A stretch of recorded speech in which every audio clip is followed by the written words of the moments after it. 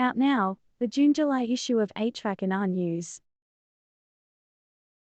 For our cover story, we visit one of South Australia's top family-owned wine producers, Jim Barry Wines, to learn how a sustainable refrigeration system designed by Cold Logic is future-proofing operations.